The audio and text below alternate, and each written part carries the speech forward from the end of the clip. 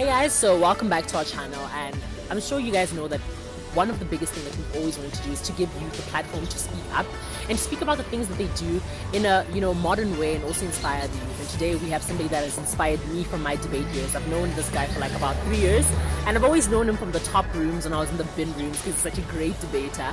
And so he's a Liberty Radio nominee, he's a TV broadcaster, he's a 25-year-old guy who's working for great radio stations today, and his name is Oliver Dickson. So Oliver, it's quite amazing to have you on our show today. And thanks for having me. I mean, for me it's inspiring because I've known you since debate, and I never really knew you because you're always in the top rooms, and I would like I'd sit back in the bin room like I want to get there, but I would never get there. But I mean, knowing you, I've seen how like you've worked against all odds and done super amazing things. I mean, right now you told me that you studied chemistry, but you're in the media industry. So I want to hear more about that. How did that work out? How did you get into the media world when you did chemistry, and what really happened for you to get there? So I come from poverty, right? And I'm not ashamed to say that, or ashamed of my, background in my family. So I went to a really good school, a school that exposed me to quite a lot growing up. So I did really well in the sciences and mathematics, but also did music, right? I come from a very musical family, so I also studied music in high school. So at the end of high school, I genuinely didn't actually want to go to university, but my mom was like, yo, you got to go university because you got to go get a degree to get a job so that you can come take care of the family. And so that's what I did, right? And I had all these options before me. I wanted to study law. I wanted to study astrophysics at UCT. I wanted to study musical theater. I wanted to study engineering and chemistry. I generally didn't know what I want because I had these options. So I settled to do a dual degree in chemistry and chemical engineering when I got to Wits. I realized quite early into it I don't want to be an engineer. Neither do I even want to be a scientist. But I completed my degree in chemistry and I dropped chemical engineering and I moved on from there. And right after university, I started my first business. I knew I wanted to work in the communication space. So the first business I started was a communications business. I remember my first client was a very big deal for me. It was Eskom. And I went in and I trained all the managers at Eskom in like conflict resolution, workplace communication, and that sort of thing. I knew that's what I wanted to do. But like you said, I come from the debating background, so I worked really hard as a debater. I was really good at it, I think, at some point. And I think you won when we went to the Pan-African I won. I was the best speaker on the continent. I didn't win though, but I was the best speaker on the continent. And look, at some point I was the best on the continent, so it's testament to the hard work I put into it. So but coming out of that space, naturally I was a very critical person. I was a very opinionated person. And very analytical, right?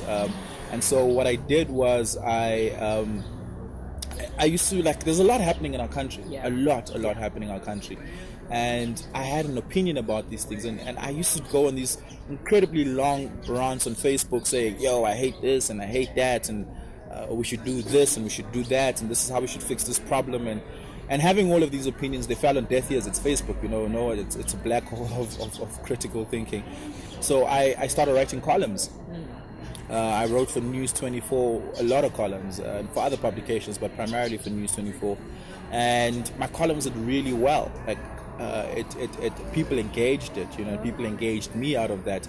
And remember, I'm still fresh out of university at this stage. And from my columns, I got a lot of TV and radio producers calling me saying, hey, we read your column, would you like to come on radio to talk about it? How old were you when that happened? I think I was 22, 23. Wow. I was 22, 23. With no experience, literally just writing. Yeah, I'm just writing. Wow. I guess I've always been a writer. I find it difficult these days, but in my earlier days, it's the only platform I had, right? So I focused just on getting the writing correct. These days I'm a bit lazier around that because I've got multiple platforms. And this was before podcasting or vlogging was a thing, right? Yeah. So a lot of radio and TV producers would call me, hey, Oliver, do you want to come on our channel and on our show on radio, TV, and talk about your column, And that's sort of where I realized that radio is a good platform for this. But the thing about radio is that it's always been a childhood dream of mine. I grew up listening to YFM when I was a kid. And I used to listen to guys like Sizwe Tlomo and Scoop Magatini. They had a hip hop show called Season Scoop, right? And they really carried the hip hop culture for South Africa, because while it was a regional station here in Gauteng, it had an impact throughout the country, because some of the biggest rappers in this country, for instance, were discovered on that show. And I remember being like a 15-year-old, 16-year-old kid saying, I want to do that one day. I want to have the same sort of impact these guys have one day. And so it was a radio dream I always had as a kid. It went away at some point, like when the dream seems so far, you tend to forget about it, you tend to move on. But when I started getting these radio interviews and being a contributor on radio and TV stations, that dream of radio sort of came back. I was and the TV dream also was there. I think I was 13 years old. I knew I wanted to be on TV. I even auditioned to be like a Yo TV presenter. And how did that go?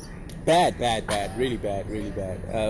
I sucked at it. So all of the dreams about being on the platforms were always there. But what my writing taught me is that it allowed me to be a critical thinker in that space. And that's what I appreciate about it. And so that's where it really all started for me. Being a debater, transferring those critical thinking skills to writing, and then that led me to now being on TV and on radio. And something you spoke about, Oliver, you spoke about how the country is going through so much. Yeah. And I think it's something that a lot of people don't want to get involved in. And I think the youth currently feel excluded when we talk about, the youth unemployment, and they're not feeling part of, the bigger picture of where South Africa is going. So with that, I wanted to ask you, what are your views according to, what you think? What is the cause of the drop in the economy, and what does it mean to young people? What can the government do to accelerate, jobs for young people, and what do people need? Is it skill? Because obviously your degree didn't help you. It was actually your skill. Is it skill or is it degree? Degrees matter because institutions of higher learning matter. Yeah. Institutions of higher learning, whether it's an FET, college or university, teaches you something other than education. It teaches you discipline. It teaches you critical thinking. It teaches you independence, because no matter what you study, at some point you're going to have to research. At some point you're going to have to chase deadlines, multiple deadlines. At some point it takes a toll on your life, and you have to learn to balance those things. So the university taught me that more than the education. But I also believe no matter what you study, knowledge is transferable. You can transfer it.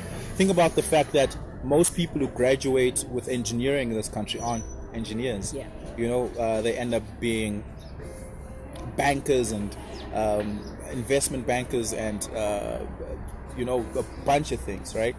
And so it just goes to show that it's not about the core knowledge. Like, no one calls himself a philosopher by career, but people study philosophy and yet they go work in other things, right? Or sociology and go work in other things. Think about the fact that you can be a teacher and do other things. Like our deputy president of the country is a teacher. Yeah. He was a high school principal, So knowledge is transferable, but unemployment is a weird thing, because we've always had an unemployment problem in this country. Always. Since the start of democracy, we've always had it. It's not a new thing. So we've been battling with it. Different presidents have promised. They've given us better solutions. What's happening? Who's failing us? So, two things. They don't have solutions, and it's just unemployment just got gradually worse over the last decade or so. And that's because our politicians don't have solutions. Our economy hasn't been growing at the rate it's supposed to be growing, but also just what's happening globally, right? There's a move away from employing masses of people to now replacing them with technology, mechanization. Industry 5.0. So Oliver, I think one of the biggest thing a lot of people are concerned about, and particularly the youth, is Industry 5.0, which simply is technology taking over in these days. And I think many people have a question of why. Why is it taking over? And there's a moral ethic behind it. But to me, the question shouldn't be how. How can we get involved in, technology and humans intertwining and coexisting in one world? Because I feel, though, this is going to happen, and it's happening, and it's not going to go. So do we stay down and sad, or do we try and incorporate ourselves with it? So I think we're going to have to rethink life altogether, because the reality is in the capitalist society that we live in, the logic is if you don't work, you don't eat, right? If you don't have a job, you don't have a salary, you don't eat. And the reality is that model is going to start failing us. And that requires us to rethink life altogether, because going into the future, there are going to be more and more people requiring jobs, but there are going to be less and less jobs available. So the system, it's going to fail at some point. We're gonna reach a tipping point, and I think once we at that point of inflection, the whole thing is going to fail and fall apart. So I think we need to start thinking about how do we as a country become productive, and not as a country how do we get people into jobs, because there aren't going to be enough jobs. If that's going to be your metric, you're always going to fail people. For instance, imagine a company that manufactures things and everything is mechanized. The company doesn't employ any manufacturers or people who work in the factory. None. Everything is mechanized. And a company makes billions upon billions upon billions of rands. We need to tax that company more and make sure that we are able to use that money and put it right into the hands of people. We need to make sure that people don't ever have to worry about what happens when I fall sick. Right? People should be able to walk into a public hospital and receive fantastic health care. Yeah. People should be able to go to a school and receive fantastic education. People should be, and then I think we should start flirting with the idea of a universal income. Universal income is simply just this: give everybody money. That's it, right? And so if the corporations are making the money, tax the corporations and give the people money, right? And it sounds controversial and it sounds very communist, but it's actually not. It's just logical, and I think we need to start moving towards a socialist economy where that becomes our thinking. And part of rethinking life means that we need to realize that there's no need to be super rich. I don't have a problem with people being rich. I think that's okay, but at some point, enough is enough, right? At some point, you don't need to have 10 billion rand in your account. At some point, you don't need to have the 20 cars and all of that. At some point, you have to realize that I'm rich enough. Yeah. And at that point, you need to start giving back more. And I think I hate the idea of philanthropy because it relies on the goodwill of the rich person. I think we should just tax the shit out of them. I'm sorry for saying it like that, but that's what needs to happen.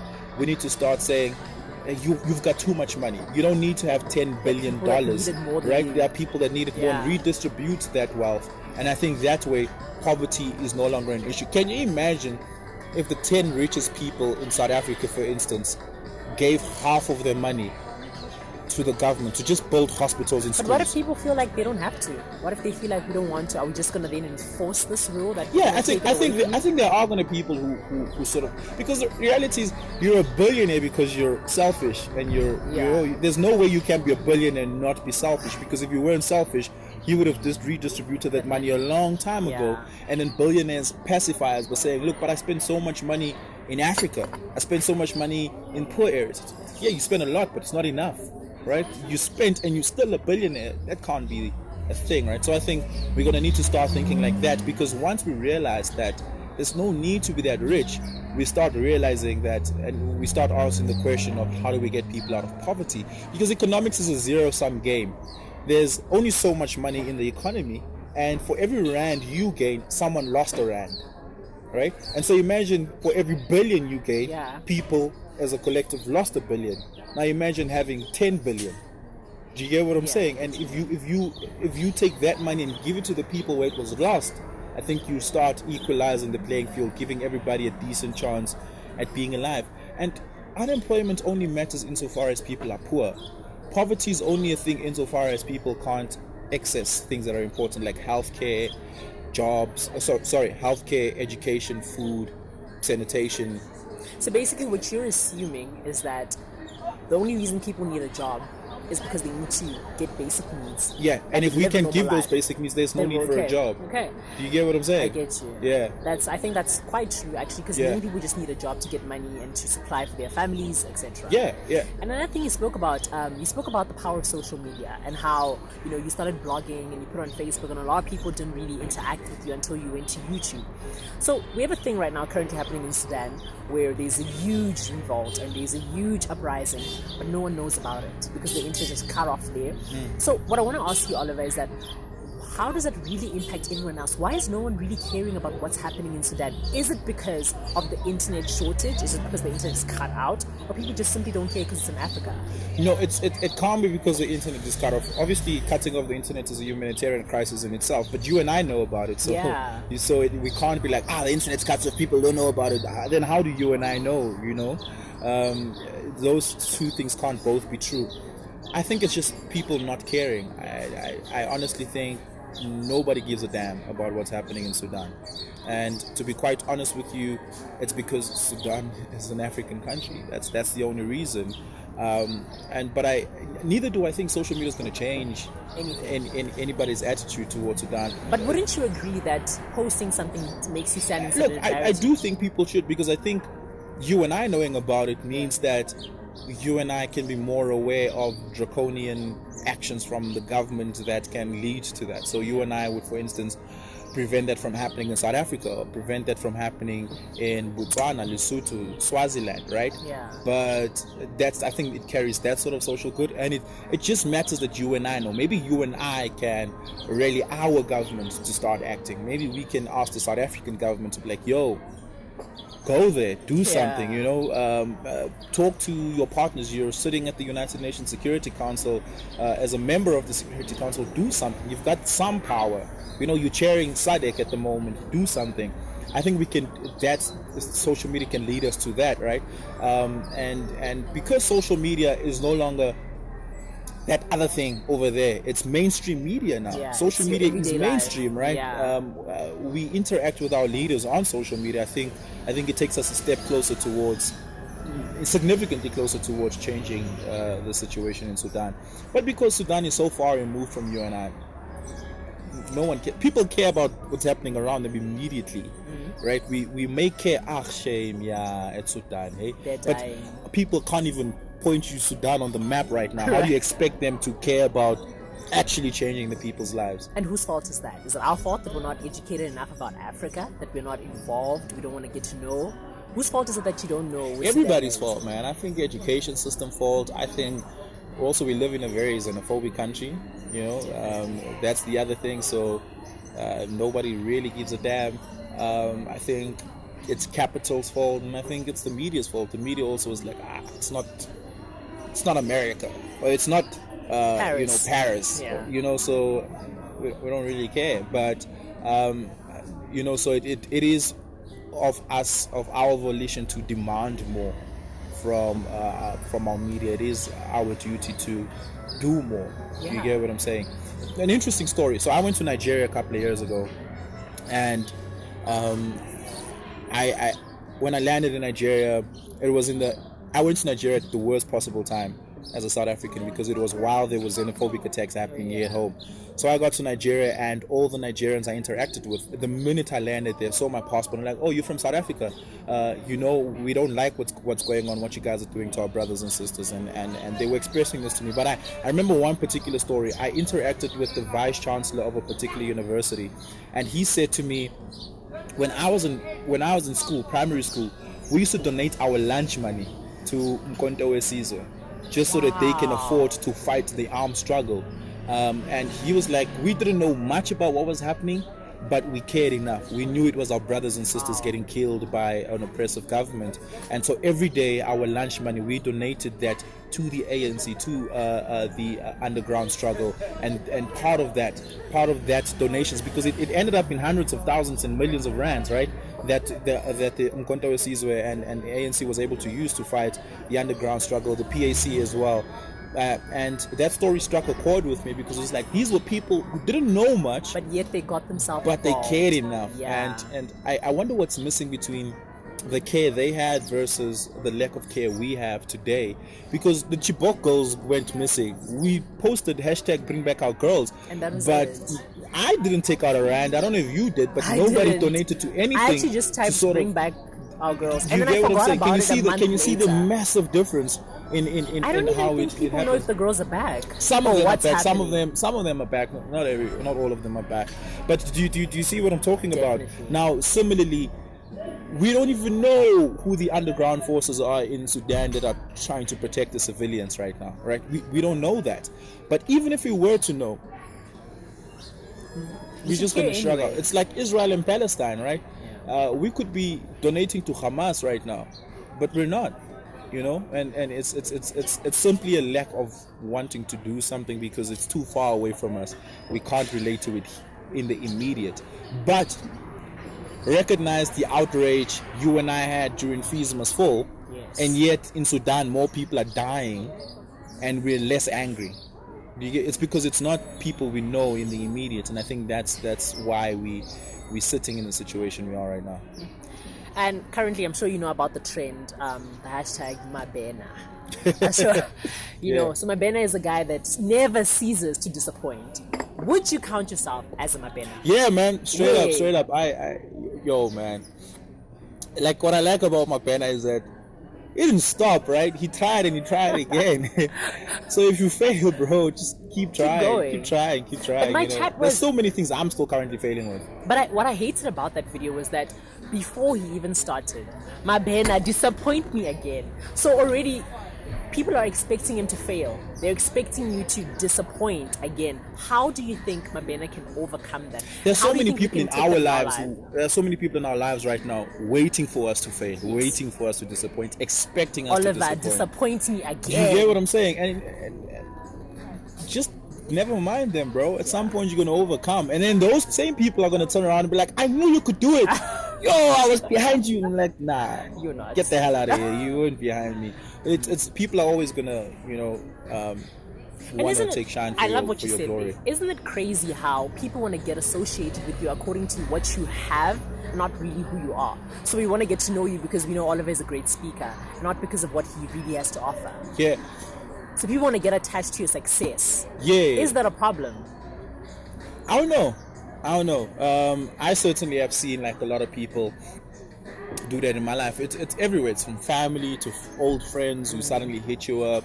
I remember when I just started getting a job on a mainstream platform. My first mainstream gig was YFM, right? Yeah. Actually not. It was my first mainstream radio gig. And it was a childhood dream coming true for me, right? I'm on YFM. It's like, this is the platform that created everybody. You had it 15 years old. Yeah. And I'm part of a legacy that created everybody, all the way from DJ Fresh in 1998 to Bonang right now, to big guys like DJ Sabi and Kutso Teledi, and it's creating legends, all around. And being a part of that was a big deal for me, but also where I come from, because of the cultural significance YFM had. A lot of people were like, yo, you're on YFM, man, and I remember specifically my childhood bully sent me a message on Facebook, suddenly wanting to like talk to me. I was like, man, get out of here.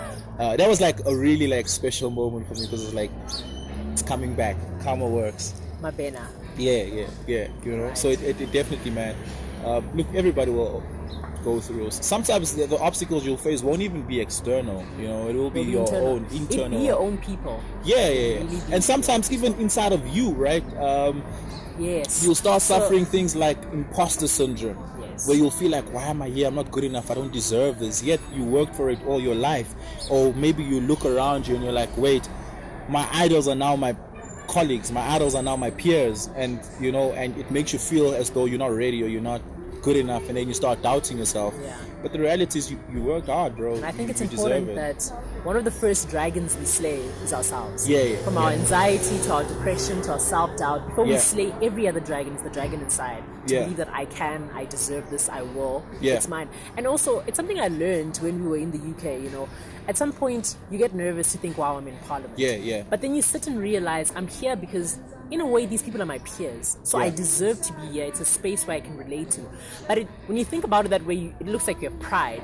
But it's not necessarily pride. It's just literally believing in yourself and believing in your craft. Pride isn't necessary. You need to be proud of yourself. You need to be like, damn, this is me. Yes. You have to, at some point, stop, look around and absorb where you are. And I don't think we often do that enough. And I certainly don't do that enough.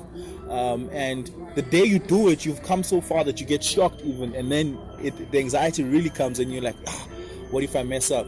It still happens to me often enough. I still sometimes, I'm an incredibly confident person. I think I'm lucky that my confidence is innate. I think I was born with it like that. Maybe I was raised to be confident. I don't really know. I'll think about it someday. But I'm really confident. But even in my confidence, I get nervous. I sometimes doubt myself. And so it just goes to show everybody goes through that. Yes. I sometimes think about, oh, what if I mess this up? Are you What nervous if right now? I was in the beginning, not anymore. Yeah. Did I make it easy? Yeah, you made it easy for me. So, like you ask yourself these questions. What if I mess up? And it can be something simple. What if I use the wrong word at the wrong time? Or what if I don't look good enough? Or what if I don't fat. sound enough? What if I slip over here? And you think about these things, and those things, the more that you think about, the more it builds up in your mind, and the more you hold yourself back from actually just doing it. And look, you are gonna mess up. Yeah. That's inevitable. But the thing is, the more you mess up, the more you learn, the better you become at not messing up. And the practice is just gonna make it better for you. So just keep working at it. Wow, Oliver, it has really been a pleasure. I really think from the days I've known you, fam, you've just always been that guy I've always looked up to, and I've learned so much, especially because I think I looked at you as a person who didn't have struggles, because you're this overconfident guy, but hearing you talk about these things made me really understand that, you know what, it's okay to be nervous, it's okay to not understand things, but also to be a go-getter, hey? Yeah. To go for things even if you're not qualified for it. I mean, you're a chemist. Yeah. You're a chemist. Let's just get that out of it. You're a chemist, but here you are, slaying life. So, thank you very much. Cool stuff. Good luck with the channel. I'm definitely going to be a big fan of the channel going forward, and I hope you guys do well. All of the best now. Cool.